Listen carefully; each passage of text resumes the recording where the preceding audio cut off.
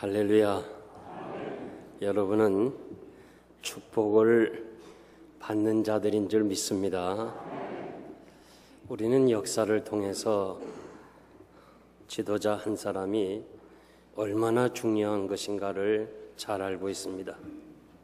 지도자에 따라서 그 시대가 달라지고 후일에 큰 영향을 주고 있습니다. 남북 통일은 어떤 면에서 참 힘들고 어렵지만은 그러나 지도자에 따라서 가능할 수도 있습니다. 자기 기득권을 내려놓고 마음을 비우면 가능합니다. 미국에서 텍사스주는 뉴욕, 펜실바니아, 오하이오 그리고 일리노이주 4주를 합친 것보다 더 큽니다. 그리고 우리 한국의 남북한의 크기의 3배나 더 큽니다. 그것뿐만 아니라 그 텍사스 주에는 자원이 풍부하게 있습니다. 영국에서 독립할 당시에 이 뉴욕, 이 텍사스 주는 멕시코 땅이었습니다. 그런데 멕시코는 절대로 이 땅은 포기할 수 없는 것입니다. 그렇지만은 몇백 명 의용군을 거느리고 결국 수만의 멕시코 군대와 싸워서 텍사스 공화국을 세운 사람이 샘 휴스턴이라는 사람입니다. 이분이 텍사스 공화국의 대통령이 되었지만은 미국의 이 연합으로 합중국을 세워야 된다는 그 사명 때문에 자기가 대통령직을 사임하고 상원 의원직으로 내려앉아서 오늘 미국이 이렇게 연합으로 텍사스 주가 되었습니다. 만약에 북한의 지도자나 중국의 지도자가 이 마음을 비워서 자신이 내려놓으면 남북 통일도 가능하다고 생각합니다. 한 사람의 지도자가 얼마나 중요한지 모릅니다. 우리는 본문에서 지도자 다윗의 마음을 알 수가 있습니다. 반란군이 진압이 되고 압살롬은 죽었습니다. 이 일로 인해서 다윗의 마음은 심히 아팠습니다. 슬픔에 잠겨 있습니다. 이때 요압이 이 다윗에게 직언을 합니다. 지나친 슬픔 때문에 군인들이 사기가 떨어졌다고 빨리 왕은 군인들에게 위로해달라. 그렇지 아니하면 오늘 밤 우리는 다 이곳을 떠나겠다고 이렇게 이야기를 합니다. 이때 다윗은 그 직언을 받아들이고 전쟁에 나간 군인들을 맞이하는 것을 볼 수 있습니다. 그리고 이제 이스라엘 11지파가 이제는 전쟁이 끝났으니까 다윗을 다시 예루살렘으로 모셔오자 이렇게 의논을 합니다. 그 의논을 듣고 다윗은 유다 지파에게 2 제사장을 파견하면서 11지파가 지금 나를 이렇게 모시자고 하는데 내 골육이고 형제인 유다 지파가 어떻게 가만히 있느냐. 뒷전 서지 말고 앞전 서기를 원한다. 그런 메시지를 보내게 됩니다. 여기서 우리는 다윗이 얼마든지 군대를 이끌고 다시 환궁할 수가 있지만은 그러나 모든 백성들의 그 합의로 유도해내는 지도자의 넓은 마음을 볼 수 있습니다. 다윗은 개인적인 명예나 혹은 권세보다는 공동체의 이익과 그리고 국가의 단합을 더 중요하게 생각했습니다. 박근혜 당선자가 이 다윗의 마음을 가졌으면 좋겠습니다. 우리 모두는 다 나름대로 지도자입니다. 왕 같은 사람이라고 성경은 말씀합니다. 여러분은 장차 주와 함께 왕 노릇할 사람입니다. 여러분 가정에서 혹은 교회에서 혹은 경영하는 경영 장소에서 여러분들은 나름대로 지도자의 역할을 하고 있습니다. 오늘 성경은 여러 가지 측면에서 해석할 수 있지만은 저는 이 지도자의 마음, 이 지도자의 마음이라는 그 자세, 그런 면에서 오늘 이 말씀을 여러분과 같이 참 상고하기를 원합니다. 첫째는 지도자는 감정을 조절해야 됩니다. 1절에서 4절 보니까 왕이 압살롬의 죽음에 대해서 슬퍼합니다. 통곡합니다. 내 아들 압살롬아, 내 아들 압살롬아, 차라리 내가 너를 대신하여 죽었으면 좋았겠다. 심히 통곡하는 것을 볼 수 있습니다. 이 사실이 요압에게 알려지게 되고 전쟁에 나간 군인들이 왕이 전쟁에 이긴 사건을 통해서 슬퍼한다는 소식을 듣고 패잔병처럼 아주 부끄럽게 성으로 들어옵니다. 다윗의 슬픔은 아들에 대한 사랑하는 아버지의 마음이고, 그리고 내가 잘못으로 인해서 내 아들이 죽었다는 죄의식을 가졌기 때문에 그렇습니다. 우리가 잘 아는 대로 다윗은 우리아의 아내 밧세바를 취함으로 인하여 그가 하나님 앞에 회개하고 용서는 받았지만은 하나님은 사랑의 하나님인 동시에 공의의 하나님이시기 때문에 그의 범죄에 대해서는 거기에 걸맞는 하나님의 징계를 받아야 되는 것입니다. 그래서 선지자는 칼이 다윗의 집에서 영영이 떠나지 아니하리라고 말씀합니다. 다윗은 비록 자기가 지은 죄를 용서는 받았지만은 그 죄의식이 그를 지배하고 있어서 아들의 죽음이, 아들의 반역이 결국은 내 때문이다, 내 죄악 때문이다 하는 이런 죄의식 속에서 애통하는 것을 볼 수 있습니다. 죄의식은 참으로 무섭습니다. 죄의식은 날마다 우리를 삶에서 힘들게 하고 심지어는 정신질환을 가져올 수 있습니다. 사랑하는 성도 여러분, 여러분들은 세상에 살면서 제일 무서워해야 될 것이 죄입니다. 왜냐하면 하나님은 죄를 가만히 두지를 않습니다.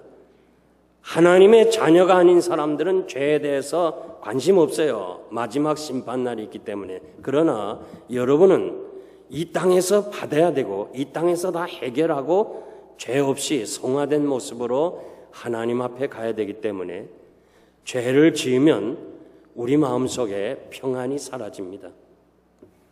그래서 죄는 모양이라도 버려야 돼요. 죄는 짓기는 쉬워도 회개하기는 어려워요. 죄는 그렇게 급히 우리 안에 들어와도 나갈 때는 우리를 부끄럽게 하고야 나가는 거예요. 그러므로 여러분, 다시 말씀드리는데 우리는 죄는 모양이라도 버려야 될 줄 믿습니다. 2절에 보면 왕의 슬픔이 백성의 슬픔이 되었다고 그랬습니다. 승리의 기쁨 대신에 모든 백성들은 슬픔에 잠기게 되었습니다. 우리는 여기서 한 사람, 공동체의 지도자가 어떠한 감정을 가지고 살아야 되나 그것을 알 수가 있어요. 아버지가 기쁘면 모든 가족이 다 기뻐요. 아버지가 슬프면 모든 가족이 다 슬퍼요. 여러분의 가정이 행복하고 기쁘고 즐겁게 살아가기를 원한다면 가정의 지도자인 아버지가 항상 감정을 조절할 줄 알아야 돼요. 쓸데없이 분내거나 쓸데없이 분위기를 망치는 일을 해서는 안 돼요.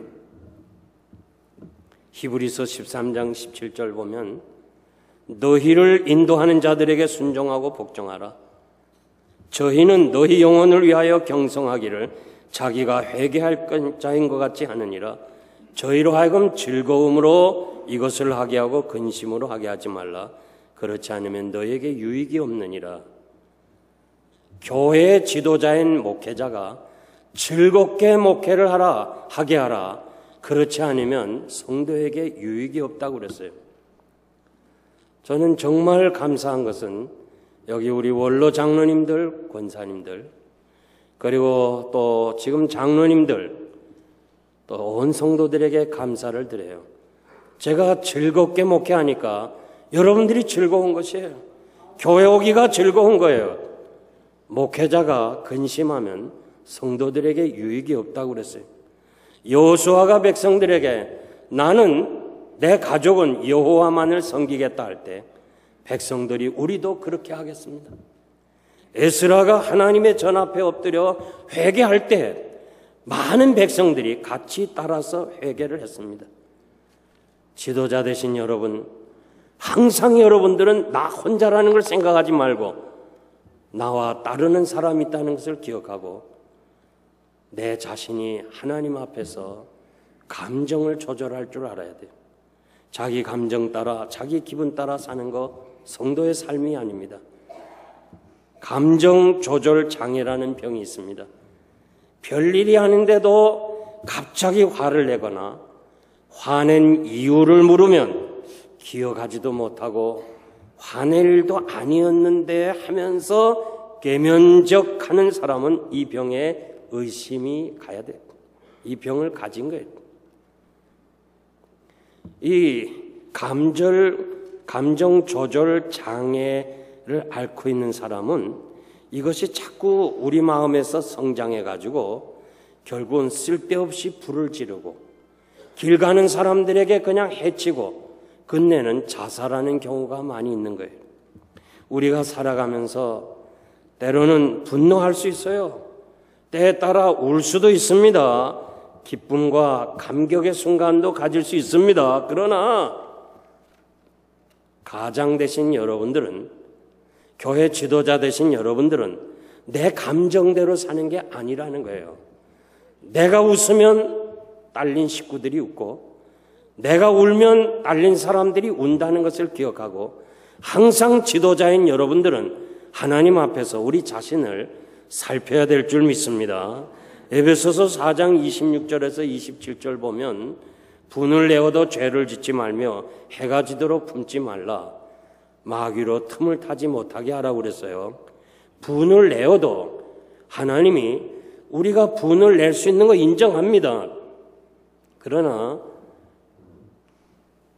죄는 짓지 말라. 감정을 조절하라 그 말이에요. 해가 지도록 품지 말라. 이스라엘은 해가 지면은 새날입니다. 창세기 1장에 보니까 저녁이 되며 아침이 된다. 우리하고 반대예요. 벌써 저녁이 되면 하루가 시작하는 거예요, 새날. 그러니까 오늘의 이 범죄, 분노를 내일까지 가지고 가지 말라는 거예요. 왜? 시간이 길면 길수록 사탄에게 틈을 내어준다 그 말이에요. 사탄은 우리를 넘어뜨리게 하는 거예요. 여러분의 가정을 힘들게 하는 거예요. 여러분의 섬기는 교회를 힘들게 하기 위해서 기회를 보는 거예요. 그런데 항상 사탄은 우리가 가장 약한 그 틈을 타서 우리를 시험에 빠지게 하는 거예요. 모세는 성경에 보면 이 세상에 사는 사람들 중에 가장 온유한 사람이라고 그랬어요. 주님은 온유한 사람이 땅을 차지한다고 그랬어요. 그런데 모세는 불행하게도 그토록 원하던 가나안 땅을 들어가지를 못했습니다. 모세가 얼마나 그 땅에 들어가고 싶었으면 주님 구하옵나니 나로 건너가서 저 요단 저편에 있는 아름다운 땅, 아름다운 산과 레바논을 보게 하옵소서. 정말 이 모세의 간절한 기도를 우리가 가슴이 저리듯 볼 수 있어요. 그런데 하나님께서는 모세야 다시는 이 말은 얼마나 많이 반복해서 기도했으면 다시는 그런 기도하지 마. 너는 가나안 땅에 들어갈 수가 없다고 그랬습니다. 모세는 대신 그 비스가산 혹은 느보산이라고 그러는데 그 느보산 정상에서 120살이 되지만은 하나님이 눈을 밝혀주어서 저 요단 건너 여리고까지 하나님께서 그를 보게 하셨어요. 저는 모세가 보았다는 그 장소 느보산 정상에서 요단 저편을 바라보면서 모세를 생각했습니다. 참 모세는 온유한 사람이고 모든 게 다 좋아요. 모든 게 다 훌륭해요. 그런데 한 가지 결점이 있어. 혈기가 문제예요. 혈기 때문에 애굽 사람을 쳐 죽이고 그리고 광야에서 백성들이 그토록 원망하는데 그래도 참았어요. 또 원망하고 물을 달라니까 하나님이 모세야 반석을 명하여 물을 내라 그렇게 말씀하셨는데 너무너무 참지 못하고 혈기가 있어서 지팡이 가지고 그냥 반석을 2번이나 내리쳤어. 여러분들이 가끔 그랬잖아. 누구 때리지 못하면 뭐 부시는 거, 응? 막 그릇을 내 던진다든지. 그래야 자기만 손해요. 2번 내리쳤어요. 하나님께서 모세야 너는 어떻게 내 거룩함을 나타내지 못했냐 하면서 너는 가나안 땅에 들어갈 수 없다고 그랬어요. 저는 그 산 정상에서 40년을 참았는데 그거 하나 참았으면 되는데 그거 못 참아가지고 결국 그는 그토록 바라던 가나안 땅에 들어가지 못했구나. 사랑하는 성도 여러분, 우리는 구원 얻는 사람이나 망하는 사람들에게 항상 그리스도의 향기예요. 끝까지 범사에 모범을 보이시기를 바랍니다. 모범을 보이기 위해서는 내 감정을 조절할 줄 알아야 합니다. 2번째, 지도자는 직언을 받아들이는 용기를 가져야 돼요. 5절에서 7절 보니까 요압이 왕이 울고 있다는 소식을 듣고 그는 분노했습니다. 그래서 왕에게 직언을 합니다. 왕과 왕의 처자식을 위해서 생명을 내놓고 나가 싸운 이 전우들, 저들이 돌아온 저들에게 왕이 슬픔으로 맞이해야 되겠느냐. 차라리 우리가 다 죽고 압살롬이 살았으면 더 좋았을 뻔했습니다. 신하로서 도저히 할 수 없는 그런 직언을 합니다. 우리가 가끔 충언도 해야 되고 직언도 해야 되지만은 요압의 하는 태도는 옳은 것이 아닙니다. 상대의 마음을 이해하고 얼마든지 우회적으로 호소하는 쪽으로 말할 수 있습니다. 그런데 오늘 성경에 보니까 요압의 얘기는 마치 훈계하는 거예요. 왕 앞에 어떻게 보면 협박하는 거예요. 만약에 울음을 그치지 아니하면 오늘 밤에 우리 다 떠나는데, 그러면 왕이 젊어서부터 고난당한 거 그거는 비교가 안 될 정도로 왕은 비참한 사람이 됩니다. 도저히 할 수 없는 이런 말을 합니다. 그럴 때 왕은 그것을 받아들입니다. 나는 이것이 용기라고 생각해요. 우리가 살다 보면요, 아내가 혹은 남편이 그냥 옛날에 그런 사람이 아닌데 아주 그냥 무시하는 발언할 때가 있어. 아주 직언할 때가 있어. 그럴 때 남편 되신 여러분, 그걸 받을 수 있는 용기가 필요해요. 네가 뭔데 하면서 하면은 결과는 좋은 일이 아니에요. 누가 뭐라 해도요, 상대의 얘기를 받아들일 수 있는, 난 그것은 용기라고 해석하고 싶어요. 감히 왕에게 어떻게 그렇게 얘기를 해요? 비록 자기가 전쟁에 나가서 이겼다 할지라도, 군대가 자기를 지원한다 할지라도 어떻게 신하가 왕에게 이렇게 폭언을 할 수 있어요? 그러나 다윗은 그 얘기를 다 받아들이는 거예요. 여러분들이 가정에서나 혹은 일터에서 혹은 인간관계에서 정말 못되게 여러분들 향해서 얘기하는 사람이 있어요. 그럴 때 우리가 거기에 대해서 대항하지 말고 같이 싸우지 말고 그것을 받아들일 수 있는, 그것이 진정한 지도자의 용기라고 저는 믿습니다. 뿐만 아니라 우리가 이 악한 세상에서 정말 잘못된 사람들에게 지적해 줄 수 있는 그런 사람도 돼야 돼요. 리차드 백스터라는 사람은 그리스도인들은 악한 세상에서 해야 할 말은 해야 한다면서 자신은 아무 때나 지저대는 미친 개처럼 비춰지고 싶지는 않지만은 도둑이 담을 넘어 들어올 때는 벙어리 같은 개는 되고 싶지 않다고 그런 얘기를 했습니다. 이 어두워져가는 세상에서 우리가 정말 하나님 앞에서 바른 얘기를 해야 돼요. 그러나 무슨 말을 하기 전에 타인의 입장과 형편을 이해하고 진실하고 지혜롭게 우리가 그 모든 일을 해야 할 것입니다. 상대의 겉모습만 보고 말할 것이 아니고 타인의 형편과 그들의 내면적인 마음까지 이해할 수 있는 성숙함이 있어야 돼요. 히브리서 13장 3절 보니까 자기도 함께 갇힌 자 된 것 같이 갇힌 자를 생각하고 자기도 몸을 가졌은즉 학대받는 자를 생각하면서 하라고 그랬어요. 무슨 말이에요? 눈높이로 내려가서 그들의 마음을 이해하고 그들과 같은 형편에 처해서 진정으로 충원해 줄 수 있는 이러한 하나님의 사람들이 되어야 하는 거예요.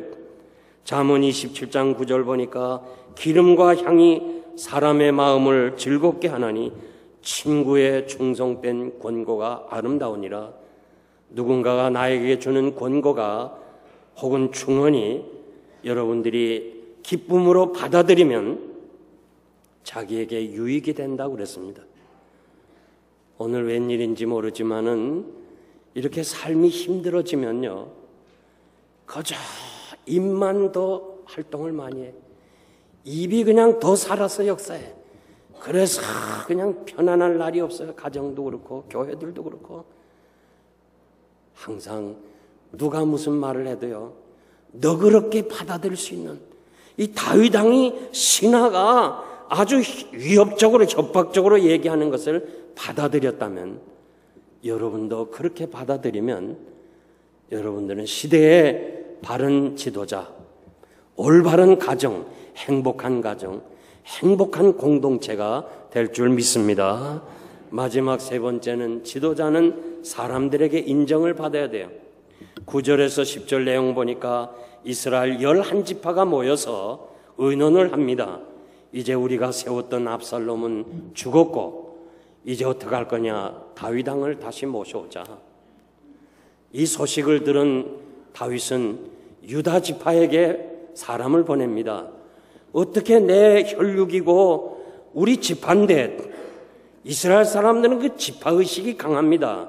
우리나라도 그 지방색이 강한 것처럼 지파의식이 강한데 어떻게 유다 지파가 뒷장서냐, 앞장서달라 하면서 이 압살롬의 적장인 아마사를 요압을 대신하여 나의 군장으로 삼겠다고 그렇게 제의를 합니다. 저는 이 모습을 보면서요, 참으로 다윗의 그 아름다운 모습을 볼 수 있어요. 그 지도자의 그 넓은 마음을 볼 수 있어요. 오늘의 사람들은 성공하려고 노력해요. 성공만 하면 다 되는 거예요. 이것이 문제예요. 과정은 무시합니다. 이렇게 산다는 것은 압살롬의 방식입니다. 우리는 성공보다는 가치 있는 삶을 살아야 돼요. 사람들에게 인정을 받고 살아야 돼요. 누구나 작게는 가정에서부터요, 아내로부터, 남편으로부터, 자녀들로부터 인정을 받고 살아야 돼요. 압살롬처럼 속은 비어있고 그저 외모나 옷 치장에만 신경 쓰고 산다면 그것은 성도의 삶이 아닙니다. 다윗과 같이 양보할 때는 양보하고 떠날 때는 떠나고 남의 얘기를 수용할 때는 수용하고, 그래서 하나님을 기쁘시게만 하면 사람들에게 인정을 받는 줄 믿습니다. 다윗이 얼마든지 군대를 이끌고 자신만만하게 예루살렘으로 돌아가서 자기를 적대했던 사람들을 처리할 수 있어요. 그리고 적장인 아마사를 너는 내 골육이고 내 친척이고 유다 지파가 어떻게 압살롬 편에서 날 죽이려고 했냐, 처리할 수 있어요. 그러나 다윗은 그렇게 살지를 않았어요. 모든 사람들이 다 합의하에 다 12지파가 다 모여서 의논해가지고 오세요 환영하면서 들어가기를 원했어요. 이것이 지도자의 마음이에요. 이것이 인정받는 삶이에요. 11절에서 14절 보니까 다윗이 이스라엘 지파들을 환궁하는 그 결의한 것을 듣는 그런 모습을 볼 수 있습니다. 그는 하나님 앞에서 모든 사람을 같이 함께 인정받으면서 예루살렘에 돌아오기를 소원했습니다. 특별히 우리들은 참으로 세상에 살면서 인정을 받으려고 할 때가 너무 많아요. 우리는 사람들에게 인정받을 때 기뻐요. 우리가 찬양할 때도 끝나고 나면 참 오늘 찬양이 은혜스럽습니다. 그러면 성가대원 기뻐요. 우리 모두가 다 인정받기를 원하는데, 그런데 그 인정받기를 원하는 것은 뭐예요? 하나님 앞에서 인정을 받아야 돼. 하나님 앞에서 인정을 받으면 사람 앞에서도 인정을 받는 줄 믿습니다. 무슨 일을 추진할 때요, 너무 그냥 성급하게 무리하게 하지 말고, 특별히 가정에서 무슨 일을 할 때마다 서로 합의해서 아내의 의견도 듣고 애들 의견도 듣고, 얼마나 좋아요. 미국 사람들 봐요. 그 초등학생들이 뭘 알아요? 앉아서 아버지가 이런 일 하려는데 너희들 어떻게 생각하냐? 서로 합의하여 하는 거 얼마나 좋아요. 괜히 미국에 살면서도 이렇게 해라 저렇게 하라 안 통합니다. 합의하여 하는 거예요. 소수의 의견을 무시하고 밀어붙이는 것은 성도의 일이 아닙니다. 특별히 교회의 일이 그렇습니다. 각 부서에서 일할 때마다 전도회라든지 재직회라든지 위원회라든지 서로 뜻을 같이 하고 마음을 같이 해서 그렇게 합시다. 이것이 지도자가 할 일인 줄 믿습니다.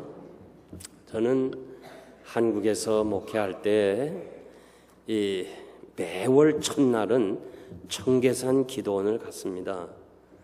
거기에 가면은 그 목사님들만 계시는 숙소가 있는데 4분이 들어가서 딱 들어놓으면 맞아요. 방이 그래요. 그런데 많이 오실 때는 그 작은 방에 8명, 10명까지 들어와요. 그러니까 기도는 밖에 나가서 하고 자려면 들어와서 자지 못하고 앉아 있어요. 그 목사님들이 앉아서 뭐 하겠어요? 원로 목사님들, 선배 목사님들이, 전 그때 30대였거든요. 이런 일 저런 일 하는데 어느 목사님이 절 보고 그래요. 이 목사, 목회는 물 흐르듯이 해라. 물이 아래로 흐르는 것처럼 항상 겸손하게 목회를 해야 돼. 그리고 물이 흐르다가 구덩이를 만나면 그냥 그 구덩이에 그대로 있잖아. 그냥 목회하다가 뭐 어려움이 있으면 그냥 기다리는 것도 좋아. 굳이 나올 필요가 없어. 때가 되면 또 그 물이 차면 그 구덩이를 나오게 되는 거야. 물이 흐르다가 장애물이 있으면 비켜가잖아. 정면 돌파하려고 하지 마. 목회는 정면 돌파하는 게 아니야. 하나님께 맡기고 비춰가면 돼. 비켜가라. 때가 되면 하나님이 다 처리하실 것을 사람이 왜 처리하려고 그래? 징계는 하나님이 하시니까 목사가 직접 징계하려 하지 말고 하나님께 맡기라. 세월이 지나면서요, 얼마나 좋은 말씀인지 몰라요. 얼마나 귀중한 말씀인지 몰라요. 괜히 섣불리 당회가 목사가 질의한다고 해서 교회가 어려움 당하는 걸 얼마든지 많이 보잖아요. 가정도 마찬가지예요. 여러분의 가정에서 문제가 있을 때마다 물 흐르듯이 여러분들이 가정을 이끌어가야 돼요. 좀 어렵습니까? 힘듭니까? 그럼 구덩이에 그대로 있으면 언젠가 시간이 되면 그 구덩이를 넘쳐 흘러가게 돼요. 기다리는 것도 은혜예요. 안 되는 것도 되는 거예요. 그리고 뭔가 장애물이 있습니까? 그걸 그냥 정면 돌파하려고 애쓰지 말고 손해보는 것 같지만 비켜가요. 누가 여러분들을 힘들게 합니까? 정면으로 충돌하고 싸우려 하지 말고 조용히 비켜가는 거예요. 반드시 하나님이 여러분들의 삶을 축복하시라고 믿습니다. 한 분 조금 양보하고 비켜가면 가정이 편안할 텐데 그냥 그 아내가 지건하잖아. 요압처럼 말이야. 아주 살기가 도친 그런 말 할 때도요. 그냥 속으로 시험에 들었구나, 사탄이 지금 역사하는구나, 비켜가자 하고 조용히 가면 돼요. 그거를 그냥 충돌을 해가지고 부모가 싸우니까 애들이 그 밑에서 힘든 거예요. 왜 애들이 자꾸 집을 떠나려고 그래요? 그저 애들의 소원은 뭐예요? 빨리 고등학교를 졸업하고 타주로 가고 싶은 거예요. 왜? 가정이 행복하지 못하니까 그래요.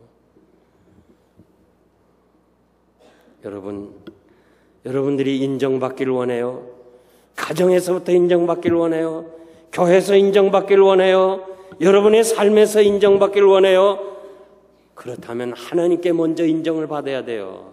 하나님이 인정하시면 성문에서 사람들이 인정하리라고 그랬어요. 하나님 앞에서 인정받으면 사람들이 여러분을 인정할 줄 믿습니다. 우리가 잘 아는 조지 부시는 40살이 될 때까지 그는 알코올 중독자였고 마약 중독자였습니다. 그래서 그 가정에서도 얘는 내버린 자식이었어요. 생각해봐요. 40살까지 그랬으니. 어느 날 빌리그람 목사님이 부시 가문에 와서 부모가 기도를 부탁합니다. 우리 아들을 위해서 좀 기도해 주세요. 빌리그람 목사님이 부시를 위해서 간절히 기도해 줘요. 그리고서 부시는 이렇게 말해요. 그날 내가 목사님의 기도를 받을 때 성령의 씨앗이 내 마음에 뿌려지는 것과 같습니다. 여러분, 목사의 기도가 중요한 거예요. 왜냐하면 하나님을 대신하여 기도하기 때문에 중요한 겁니다. 그 빌리그람 목사님의 기도를 통해서 그 부시는 마음속에 성령의 씨앗이 뿌려지게 되고 그가 바로 삶으로 인해서 그는 텍사스 주지사가 됩니다. 98년 주지사 취임식 때 모세가 이 설교하는 목사님이 모세에 대한 이야기를 합니다. 모세가 이스라엘 백성의 지도자를 삼는데 모세는 자기를 생각하면서 나 같은 사람이 뭘 하냐, 못합니다 할 때 하나님이 책망했다 하는 그 말씀을 할 때 옆에 앉았던 어머니 바바라 여사가 부시 귀에다 대고 얘기해요. 부시야, 이 말씀은 너에게 주신 말씀이다. 네가 이 말씀을 잘 들어라. 부시도 자기 생각에 자기는 무슨 지도자가 될 만한 것이 안 됐다 했는데 그날 목사님의 설교를 어머니가 귀에서 이건 너에게 주신 말씀이라 할 때 자기 마음속에 결심을 했다는 거예요. 나는 부족하지만은 하나님이 세워주시면 난 미국의 대통령이 되겠다, 세계의 지도자가 되겠다 결심했다는 거예요. 결국 그는 2번이나 미국의 대통령이 되었습니다. 여러분, 하나님의 말씀을 들을 때요, 겉으로 듣지 말아요. 나에게 주신 말씀으로 받아야 돼요. 그래야 성령의 역사가 일어나는 거예요. 여러분들이 수음 한번 들어도요, 나와 상관이 없으면 말씀이 내게 은혜가 안 되고 효력이 없어요. 오늘 목사님이 나에게 주신 말씀이구나. 내가 과연 이런 지도자가 돼야 되겠구나. 내가 이렇게 살아야 되겠구나. 여기에 역사가 일어날 줄 믿습니다.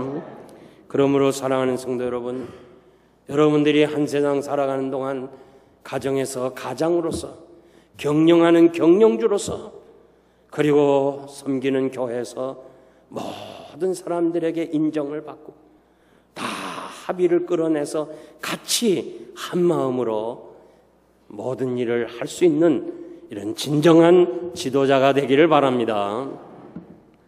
제가 결론적으로 말씀드립니다. 남아프리카 공화국의 대통령을 지낸 만델라, 여러분들이 아는 대로 27년 동안 흑인이라는 그 하나의 조건 때문에 그는 말할 수 없는 멸시를 받았어요. 어쩌면 자기 생애의 절반 이상을 억울하게 감옥에 갇혔어요. 근데 그가 대통령 취임식 때 그를 그렇게 괴롭히고 힘들게 했던 간수들을 귀빈석에 초대를 했어요.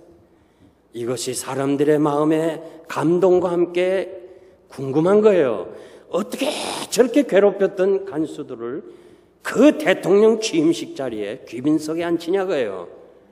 그가 훗날 클린턴 대통령을 만났을 때 클린턴이 물었습니다.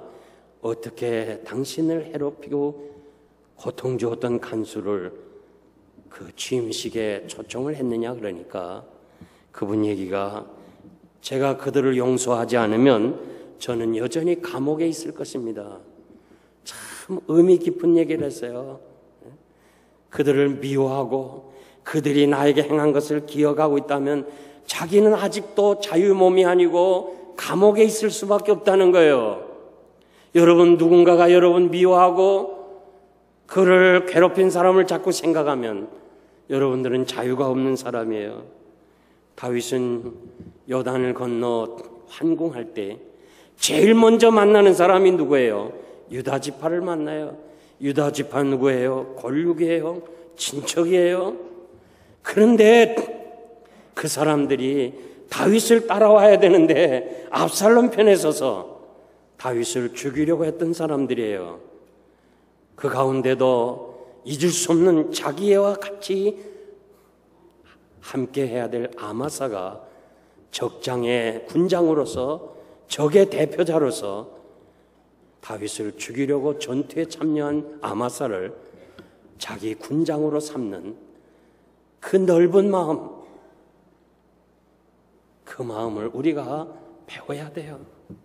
조그만 거 하나 섭섭한 마음 가지고 계속 그를 무시하고 그를 비난하고 그를 저주하고 욕한다면 성도의 삶이 아니에요.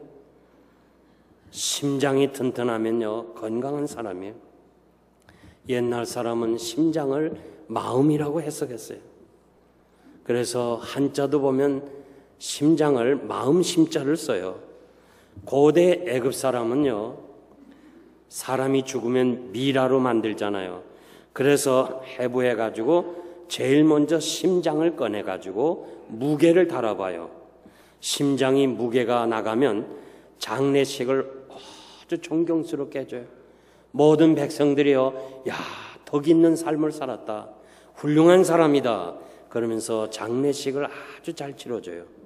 근데 심장을 꺼내가지고 달아서 작아지고 무게가 나가지 않으면 아무리 고관 대작이라도요 장례를 치르면서 무시했다는 거예요. 왜냐? 이 사람들 생각해요. 왜 거짓말하잖아요. 그러면 가슴이 뛰잖아요. 심장이 뛰거든요. 그리고 화를 내잖아요. 그럼 막 또 심장이 뛰어요. 그리고 도적질할 때요 막 심장이 뛰어요. 안 해본 사람 모를 거야. 하여튼 그런 거예요. 그러니까 심장이 막 뛰니까 애굽 사람들은요 그때마다 심장이 막 뛰니까 작아지는 걸 알아서, 그래서 작은 심장, 무게가 안 나가는 심장은 이놈은 세상에 사는 동안 가치 없는 놈이다. 그래서 장례식도 형편없이 치렀다는 얘기가 있어요. 여러분 심장을 꺼내 무게를 달아보라는 건 아니지만 한번 곰곰이 생각해 봐요. 내가 세상을 살면서요 공연히 쓸데없이 분노하거나 남의 것을 탐내거나 남의 마음을 아프게 해서 내 심장이 뛰는 그런 일은 없어야 돼요. 하나님은 사람의 마음을 보고 계시는데 성경에 보니까 시편 7편 9절에 보면 하나님은 심장을 감찰하신다고 그랬어요. 오늘도 마음을 보시는 하나님 앞에서 우리 마음이 깨끗하고 정결하고 덕 있는 그런 마음이 돼야 돼요. 솔로몬은 아들아 내가 세상에서 지켜야 될 것이 많지만은 가장 중요한 것이 내 마음이다. 마음을 지키라고 그랬어요. 사랑하는 성도 여러분, 여러분의 마음이 주님의 마음을 닮아서 언제나 어디서나 누구에게든지 모든 사람들에게 덕을 끼치고 존경받고 사랑받는 하나님의 사람들이 되시기를 바랍니다.